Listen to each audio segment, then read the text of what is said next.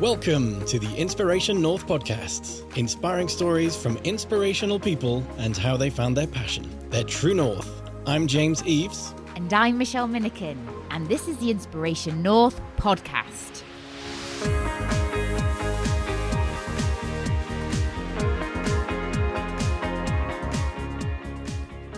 Today's episode, Don't Ever Follow Convention Because Life's Meant for Taking Risks, with Mandy Barker. We talk about a brand is not just a logo, but what you stand for, co-creating tribes and communities around brands, and if you've got a skill and you're a hard worker, you can create a sustainable business. Mandy Barker is a creative designer, passionate about equality and activism. Working in various admin, retail and hospitality jobs from 16, she attended uni at age 24 to follow her passion. She founded branding studio Sail Creative in 2016 with an aim to impact social change through creativity. Sail has grown over the last 3 years through a ruthless and dedicated work ethic and vision. Mandy is passionate about collaboration and conversation, which has been a strong part of Sail's impact and will continue to be a big part of the journey ahead. Okay, so Mandy, what did you want to be when you grew up? A number of things, like most kids. I think we were just talking about that. Yep. I think a common theme was it was always about telling stories. Mm-hmm. So I wanted to be a cartoonist because I was very into art. I loved playing with Lego, so I was that weird kid in the corner. I liked doing things on my own instead of in a group. Mm-hmm. But then in a group I was very much what you'd call bossy, even though that's a very contentious word. Mm-hmm. But let's take the power back. Mm-hmm. Yeah, so cartoonist, an archaeologist, or a screenwriter. Ooh. So everything was about telling stories about other people than about Mhm. me. I don't really like being centre stage, but I find other people fascinating and their stories and the kind of social science behind everything. Mm-hmm. So I'm really fascinated by human behaviour. So I think, although that wasn't my goal when I was a kid, but the theme looking back now was I wanted to do that and put stories centre stage, something creative. Okay. So you're not from the Newcastle area, are you, Mandy? No, can't hide that very well. Yorkshire accent. Yeah. Yeah, I'm from Scarborough. Well, I was born in York, but then we moved to Scarborough when I was about 5. Mm-hmm. And I lived there for 25 years. Very small, conservative coastal town. Not a lot going on in terms of culture, although it's beautiful. Mm. There's not really anything that draws me back apart from to visit family and friends. Yeah. So what was it like growing up in that kind of small town environment? It was great for the outdoors. Mhm. Like, I'm always going to be a seaside girl at heart. Like, that's why I love living in Newcastle, because Mhm. you've got the coast and the city. But in terms of aspirations, there isn't any, Mm-hmm. or there's very limited aspirations. It's very much, I was brought up in a working class family that was like, as soon as I left school, get a job, because that's all my parents knew, even though they were always supportive. If we wanted to do something that was a bit different or creative, it wasn't really accepted. It was too competitive, or they didn't really get it. But I have some amazing friends and family there, so I do visit, but I do like being in a city, like living in a city. I don't think I could go back. No, it is very different. I did a bit of growing up in Berwick, Mm-hmm. so it's similar. That kind of, if you wanted to have like a job or a career, you pretty much had to leave Berwick because there's nothing, there's very little industry there and there's no big organisations there. It's a funny that all the people have gone to actually Newcastle or Edinburgh, I suppose.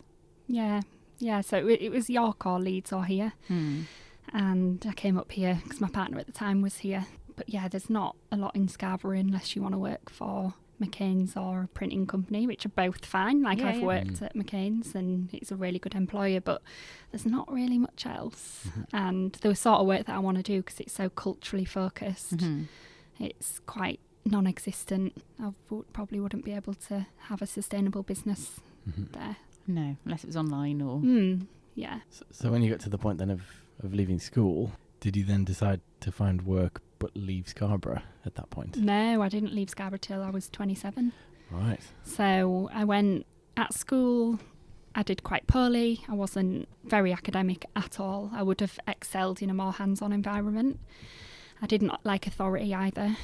And yeah, I had a bit of a difficult time at school in terms of just didn't see the value that education had, and I wasn't ever really spoken to about it, so I kind of did my own thing. I only got 3 to 4 C's and the rest were D's and E's because I just didn't try. So those subjects that I did all right in were arts, media studies and English, so all creative. Yep.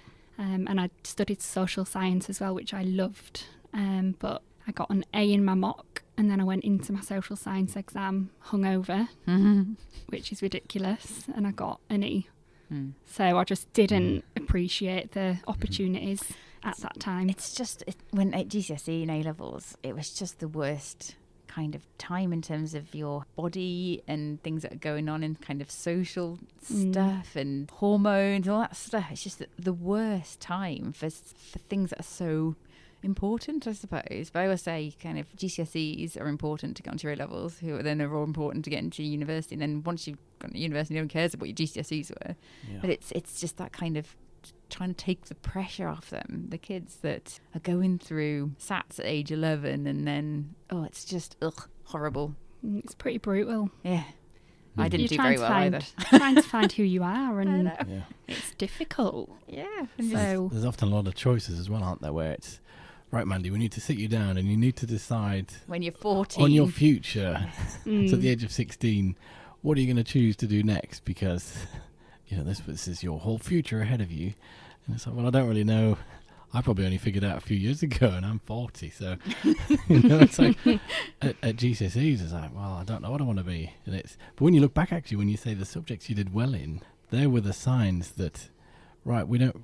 Yes, okay, you're not good at this subject, you're not good at that subject, or you've not done well in an exam, but there's something there within this creative aspect, the social sciences, which in many ways, ideally, I'm thinking in a utopian world, at school, be able to say, let's focus on that. Let's explore that with you and help you draw that out. Yeah. But we're not quite there yet, are we? I think we're a long way off. I think they need to bring in more life-focused subjects or identity, because that's a huge problem for so many young people. Like sense of identity. Yeah. Who am I? Why am I here? What is my purpose? It's very tribal, isn't it? And if you don't fit in with one, you kind of... No. That's all you think about, the social aspect. Well, yeah, at school it's like kind of, the cliched American movie, you've got the jocks that like sport, and then you've got the nerds that like computers, and then it's like kind of, I floated around all the different groups at school. I was like friends with everybody, which made me an outlier because I wasn't in a bit of a floater. Yeah, I was a bit similar. Yeah, I was just like friends with her. I was like, what's the point of being mean? Or so yeah, I just kind of floated around being nice to everybody. So we'll speak to some of my former colleagues at school. School friends. Yeah, it's a weird time to have to make those big life decisions. I think it's good to bring in tech colleges now. Yeah. Because that's what I would have loved at that age. I was really glad to leave school. It wasn't the best day of my life, like a lot of people say. Like, it's so good when you've got the freedom to do what you want to do instead of sticking to a curriculum. Yeah. So I left at 16 and I did admin for a year, which was interesting or not. Just very conventional. If I do this, I'll be able to get a job. Because I'm pretty sure when I went to the careers advisor at school, they were like, oh, you'd be a really good secretary. Brilliant. I know.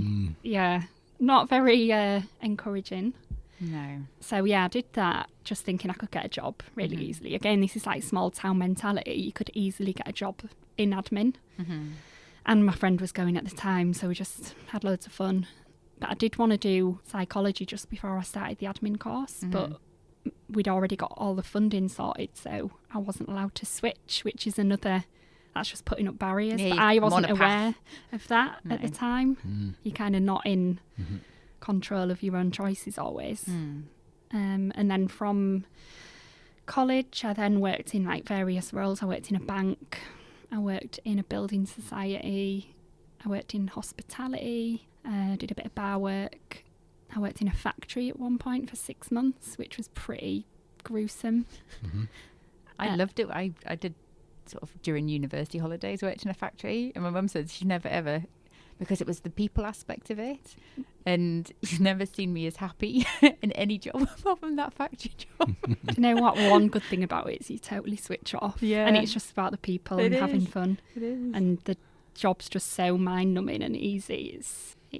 You know, you can dream or you can chat about things and not even think about what you're doing. No, it's brilliant. So yeah, I loved it. So. And I think it's important to do jobs like that because it kind of grounds you and makes you think, is this what I actually want to do? Yeah, I don't want to make grab handles for the Ford Focus for the rest of my life, no. Yeah. I was in a plastic factory, which Yeah, now so is pretty horrendous. Yeah, I contributed to that environment for 6 months. Yeah, me too, for 3 years on every holiday. Oops. Yeah. Contributing to the I am industry. driving a Ford Focus now, so it's kind of it kind of comes around. Ambassador. Hilarious. I used to make these, Oliver. Yeah, then I moved into a state agency. I was in that for 3 years. And that was quite good because I got to be really nosy and see how other people live. Yeah. And I got to be a bit creative because I got to do the photography and the brochures and stuff. And it also gave me insight into how small businesses work. So this was still in Scarborough. But yeah, I was very much questioning every day, like, what do I want to do? How do I find what I want to do? You kind of just plod and you're just in this rut then. And I bought a house at 21 as well, so I've done everything backwards. And then I went travelling. And that kind of opened my eyes and I started getting into photography more. So I started photographing weddings and doing some studio shoots. And I really love photography, but I was trying to be realistic in thinking, is this what I'd want to do like full time, or can I keep this as more of a sideline hobby? So I decided to go do graphic design when I was 24, and I applied to get on to some degrees thinking I wouldn't because I've got no really poor GCSEs and no A-levels. But I'm really determined, and I got in front of the course leaders and was like, this is why I want to do it. Like, I will not let you down. I'm committed. This is my moment, like, to excel at something. And I got on, and so I was classed as a mature student, so they're a bit more lenient with letting you on. Oh, cool. So I went at 24, was there for 3 years. I studied in York and absolutely loved it. I was that annoying student that was always in the library. So I did a complete 360, thankfully, and actually embraced 3 years of education. And I think it's because I was in control. That was my choice. Whereas the opposite is I didn't really like authority at school. So there's the theme. Yeah, no, it is interesting. So you kind of shepherded, aren't you, almost like sheep, from GCSEs, A-level, university, and then we've talked to a load of people that kind of did a degree, and it's like, what did I do that for? It's not my passion. It's not what I love doing. And nowadays degrees are so expensive that it's like a massive investment, and we're kind of making 18-year-olds get such debt when they don't really know if that's their passion and purpose. So I think possibly the way you did it, you figured out what you wanted to do and then went for 100%. You know, I was drunk for my first year at university. Managed to get 2-1, surprisingly enough. I worked the second and third. Yeah, it's that, you know, it's totally different mentality. Yeah, it'd have been completely different if I'd have gone at 18. Yeah. I would have just gone to party. But I went at 24 and just embraced every topic and subject. And it's funny what you say about the kind of convention thing. Like, we all do follow what society expects. And there's a philosopher that I absolutely love called Alan Watts, and there's a video of his on YouTube. He's not alive anymore. He was around in the 70s, called The School of Life. And watch it. It's like 4 minutes, and it just brings everything back to reality, like the craziness of society that we just go to nursery, then we go to primary school, then we go to secondary school, then college, then uni, and then you want a promotion, and then you're like, what next? And then you retire and do the gardening. Yeah, it's we're always living crazy somewhere else in the future. So by the time, I think I like that video, when you actually get there, you've got your goal of, well, I've got to A-levels or I've got to university, but then there's the next thing. Oh, well, now I need a job. I need now I need a house. Yeah. Now I need to get a partner, and now I have need to children. And now I need to save for retirement. And you never actually are present. You're always living somewhere else, aren't you? Which is And I think it's good to have those plans. But I'm not naturally a long-term planner, so I find it really hard to commit to stuff. But I think if you can feel what you're doing is right, like in your gut, then that's a really good place to be. Like I feel really honoured that where I am now feels right, because it took me a while to get here. I'm 32 now, and I went into employment after uni for a few years. But that was the first step into the creative industries, because that's I knew what I wanted to do. And then working for myself was the next kind of step. Yeah. So talk us through that. What happened? So you finished your degree, got a job, sort of learnt your trade on the ground, I suppose, is that? And then what prompted the jump, or was it always a plan to? No, it wasn't always a plan, but I knew that I didn't like authority. Yeah. And I'd sit at work in whatever job it was thinking, this is so much time, like I could be building something for me, and I could be working on what I believe in. And I kept that suppressed for 30 years, but I just couldn't do it any longer. I was like, I need to take the leap, because if you don't do it, then like, what's the point? You might, life's short. And I thought the worst that can happen is it fails, I'll get another job. But basically how it started is I came up here at 27 after uni, and I got a job as an in-house designer. So that's where you work on one brand. And it was for a software company, and it was a great company. It was very much like a Google culture, where you had lunch together, you all cooked together, you could help yourself to any food or beer, there was football table, pool and stuff like that. But I didn't want to be in-house. I always wanted to be in a studio where you're working on multiple branding projects. So within that 6 months, I'd kind of kept in touch with design studios I really aspired to work with in the Northeast. And once I decide I'm going to do something, like I will persist and persist and persist. And I kind of didn't let them forget that I was there. So I had a handful of studios, like 4. And I didn't necessarily just wait until they advertised. I said, can I come and meet you, and can I get some advice about getting into industry? So I kept on doing that, and then I got my first job in a really good studio in the Northeast, and I was with them for 2 years. So I learned quite a lot there, because it was a small business. So we were doing a lot of not just design, but managing, costings, client meetings and presentations. But I just couldn't ignore the fact that I needed to try and go out on my own. And also I was missing Scarborough at this point. So I moved back to Scarborough for 6 months after leaving the agency, just to test how I'd feel being near my family. But as soon as I was there, it was nice to be near them, but I soon realised there wasn't much else for me. So I came back, and in that 6 months I'd set up the business, Sail Creative, and I was doing a bit of freelance work under my name for studios as well. So testing both areas, so that I had a bit of a backup if Sail didn't work. And at that time I was also having like personal crises, like I'd just split up with a long-term partner.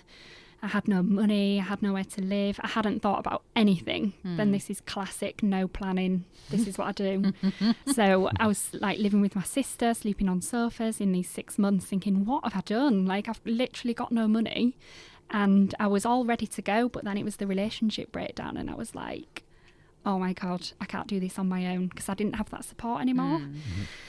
So that's when I started thinking about applying for other design jobs instead of going out on my own. So I was looking at London and Leeds, but I was quite fussy with who I wanted to work with, because I wanted to really believe in the work I was doing, and I just couldn't find that job that I wanted. And I thought to myself, I've got to this point, I've set the business up.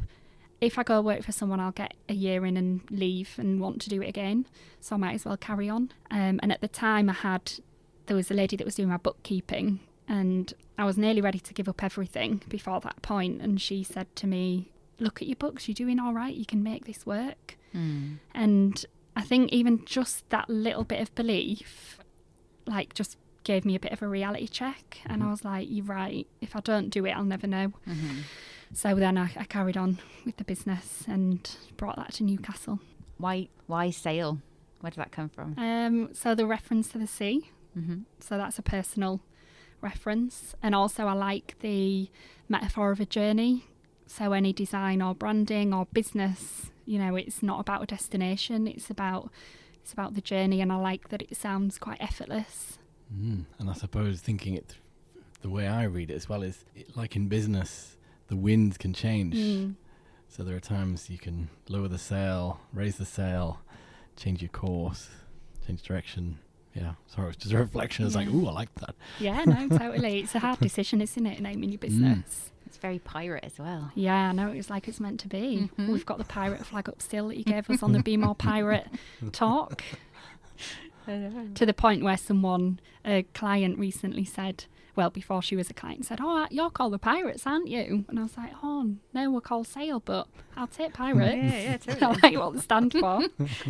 Yeah. In some ways, would you say there's a level of like a pirate fearlessness of going into new territories, by setting up a business, Here be dragons. by taking clients to places that perhaps they're uncomfortable with? Yeah, definitely. I think it's about the tribe, and so crew, like pirate crew, and it's about a journey with clients, and also having that element of courage to be able to positively challenge clients. Like we don't just want to say okay when a client asks us or gives us a shopping list of design elements that they need. It's like, well, why do you think you need that? And if they've got disjointed messaging or anything before they have that shopping list done, then we'll challenge that and say that needs to be looked at. You're not clear in who you are, and also pushing boundaries with them to a point where they might feel a bit uncomfortable, but that's what's going to make you stand out.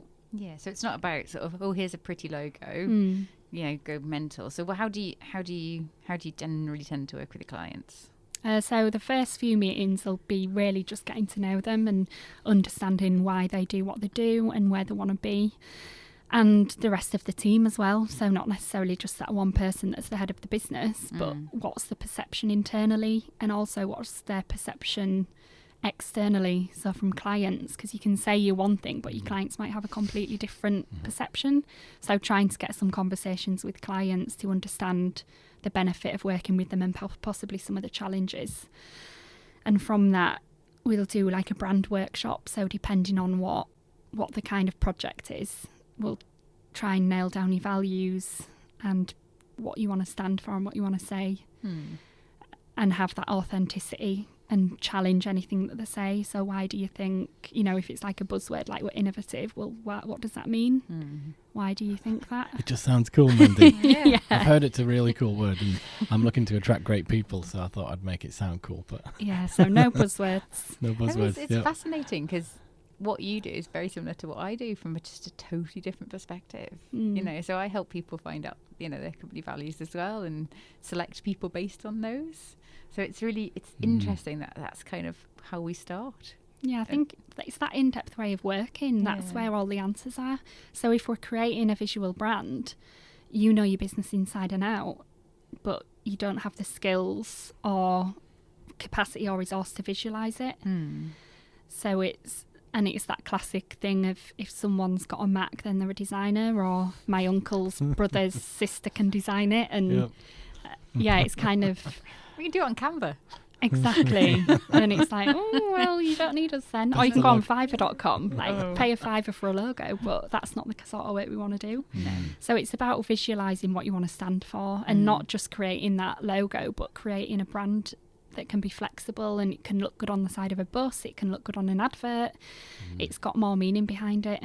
And it's not just, it's not just the making things pretty, it's also making it attractive and creating tribes and communities around organisations as well, isn't it? Yeah, like helping them reach more audiences and have a compelling message. And it's really important that we believe in the work that we're doing as well.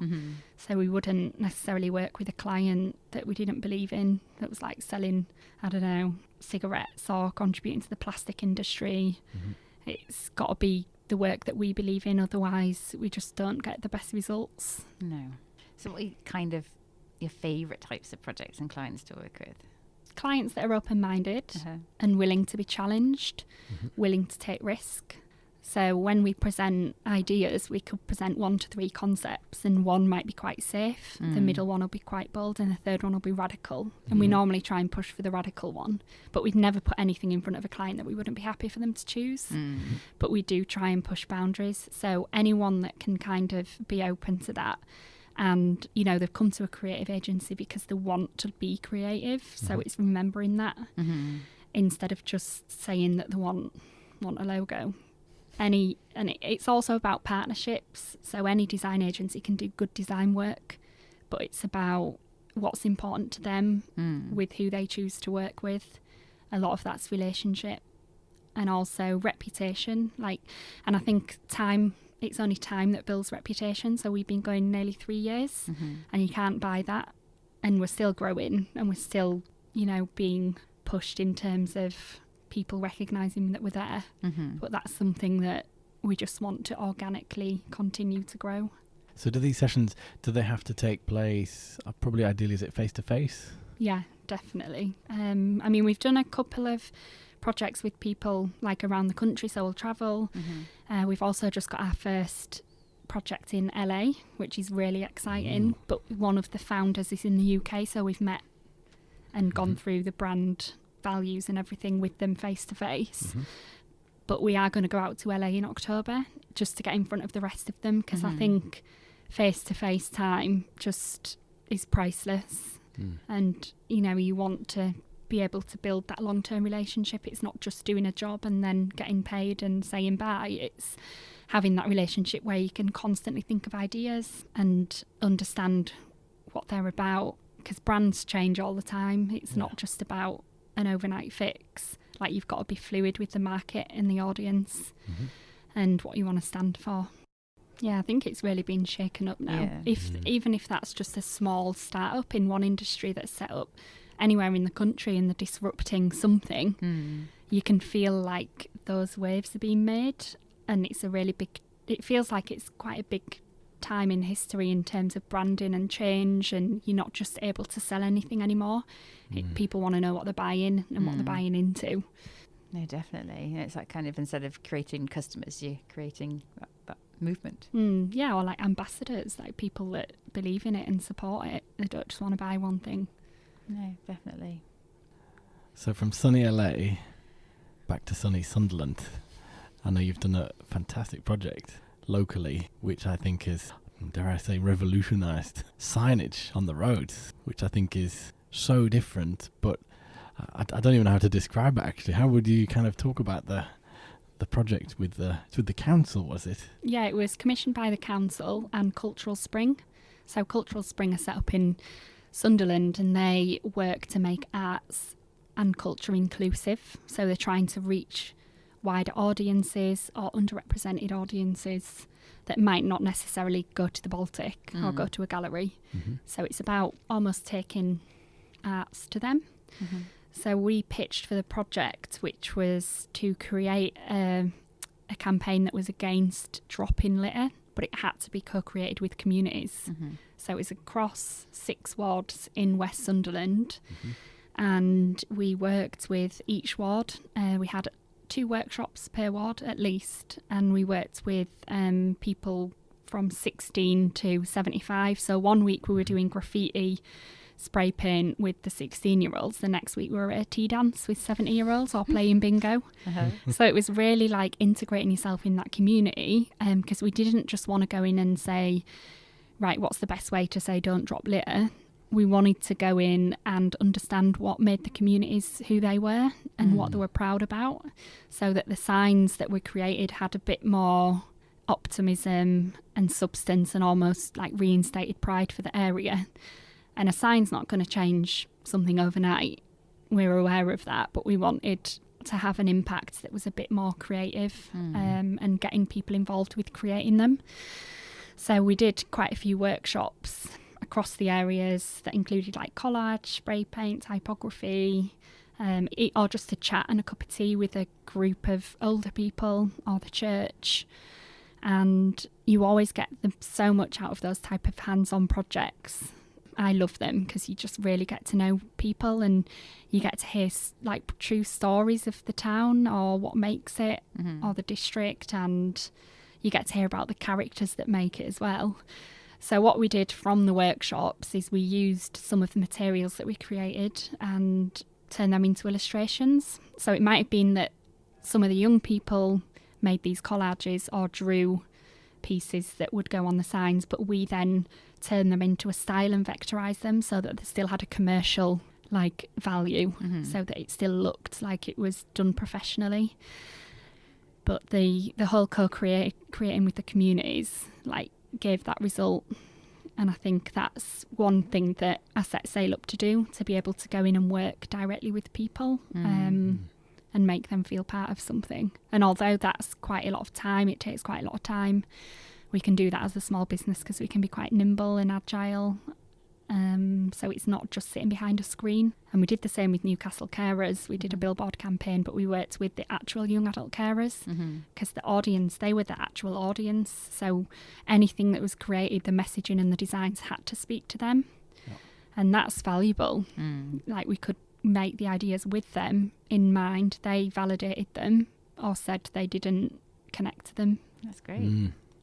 Yeah, so we'll put some of those pictures, but if you're driving around Sunderland, look out for these signs. To have a sign actually you normally sort of just don't bother with, or you subconsciously, you don't see these signs anymore, do you? But all of a sudden it's a piece of art you actually want to look at and spend time, I don't know, soaking it in really. Yeah, it just brightens up the area as well as sending a message like, please pick up your litter. I know. It's not a difficult one, is it? You'd think not, but yeah. Just watch Up. Yeah. Not Up, it's the other one. Wall-E. Wall-E, yes. Everything's a Disney movie in our house, it still is. So if you've started something on your own, that sounds like a lot of work. Do you do that on your own, or do you have other people involved? So we've got a small team now. So there's me, Chris and Danny. I've actually worked with Danny for the past 3 years on projects, but she's come in as a more permanent member now. And Chris has just joined us from a really established agency, and he wanted to be part of something smaller, so he had like a wealth of experience. So there's 3 of us, and then we collaborate with other freelancers if we need a different skill. So we've got like a handful of trusted people that we also work with on projects. And the team is really interesting because we're quite different. So Chris and Danny are complete opposites in personality, and we've had that verified because we did a Tetra Map session recently that showed each of our strengths. And yeah, Chris is very logical systems, very good meticulous designer, great at concepts, and Danny's very creative, abstract, emotional meaning behind work, and then I'm kind of in the middle. So we've got a really good team with core strengths. And the main thing that I want it to be is non-hierarchical. So it's very entrepreneurial and autonomous. People can work when they want, where they want, as long as the work's done. And we're all part of being involved in the strategy of Sail and what that vision looks like. And yeah, the whole team will be as long as it exists, really. That's exciting. So did you ever think, kind of, you know, your sort of 16, 17, 18-year-old self, did you ever think that you would be working in this way with these people and doing these, you know, flying up to LA? It's just magical, isn't it? Yeah, absolutely not. I never would have thought that. Like the last thing, like I said, I don't plan. But I've just kind of followed my passion. And I think if you've got a skill and you're a hard worker, you can make a business from it and be sustainable. I suppose the difficult thing is not growing if you don't want to grow, and that's maybe where we're going to struggle, because we always want to stay small so that we can do meaningful work. We can hand select projects. We can say no to things that we don't feel we can add value to. So it's really important to keep overheads low. And also I want to be involved in the creative side as much as I can, because as you know, as a business owner, you're constantly juggling and wearing different hats. Yeah. And I think the business program that I'm on with NatWest, that's helped me to kind of refine that and block time out to do different parts of the business. And I maybe wouldn't have done that as soon or as well if it wasn't for the business support. Yeah, and it's such a risk, isn't it, taking on people? Yeah, it was a huge commitment. I was thinking about it for like 8 months. Yeah. Because I'm not one for like long-term commitment. It scares me a lot. So obviously this is like, it's a long-term commitment, but I knew that Sail is, I'm in it for the long term, and I'm not going anywhere. It's the longest job I've had, classic entrepreneur. But this is it. I'm really believing what we're doing, and it's working and it's going well, and we're starting to be recognised for that, and having Danny and Chris just gives me so much more confidence. Like, we've got what it takes to do the work that we want to do. Mm-hmm. So to continue that and to have a team that wants to work with you, like, you know, that says a lot, because work is most of, you know, a lot of your week. Yes, it is. It totally is. It's exactly what we've talked about today in the, I know you're just thinking that, Michelle, the Action for Happiness course. How can we be happier at work? And often that comes up, isn't it? Work is a chore, it's a necessity, or I need this to pay the bills. And you can actually, what you mentioned about if you've got a skill and you work hard, passionate about something, you can turn it into a business. Yeah, I think it's about bringing your personal identity into what you're doing as well, to a point. Obviously, you've got to have boundaries, but if you've got a personal interest, then you've got more of a desire to want it to be as good as it can be. It's not just a commercial tick box. And I feel really lucky to be in the creative industry, because that's a big part of you, you know. It is very personal, but then you've got to have a commercial element as well. And I think I'm all right at switching business hats and creative hats. I can do that quite well. So I do love that balance. I've got both sides of it that gives variation to the role. I'm not going to ask you what your 10-year plan is, because I know that's you'll just get there, won't you? If I'm just with Sale and there's a team of maybe 5 of us, I think that'd make me really happy. And we're doing well, we're sustainable, and we're doing bold work, and we're still creative. I don't want to get stagnant, so a lot of it's going to be about making sure we're out at galleries and talks and constantly just staying socially and culturally aware. Yeah, it's that constant learning as well, isn't it? As soon as you think, I know enough now, you're on hiding to nothing, aren't you? Yeah, I think it's trusting yourself, isn't it? Just trust where you are and where you want to be. Wonderful. So, if you could go back in time and speak, take 18-year-old Mandy out for a cup of tea and maybe a game of bingo, because your eyes lit up a little bit then.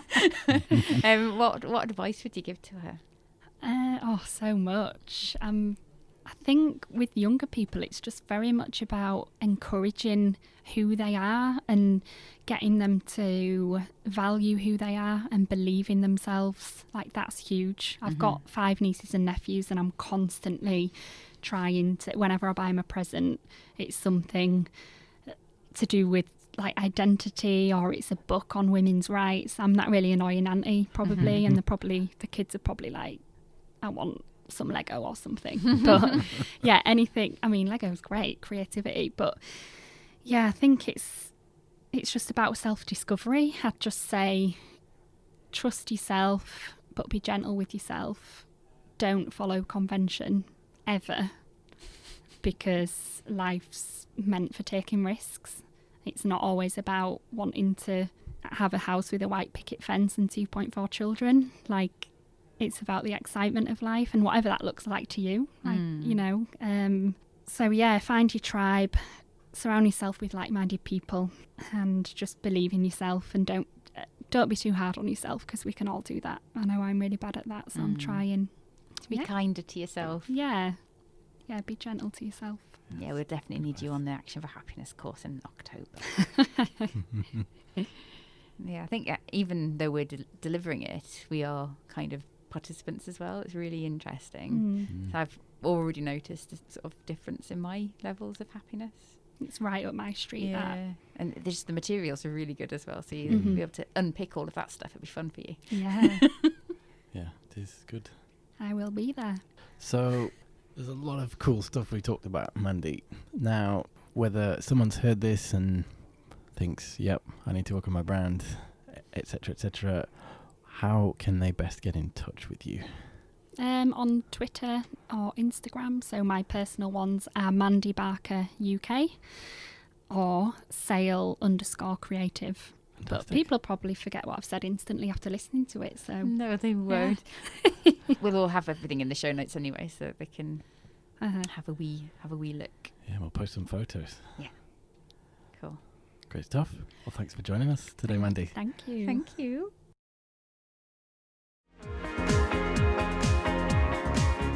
Thanks everyone for listening. Check out all the show notes at inspirationnorth.com. Join us again for the next episode when we'll be chatting to another inspirational person. If you like this, subscribe and tell your friends. If you didn't like this, subscribe anyway. And tell everybody.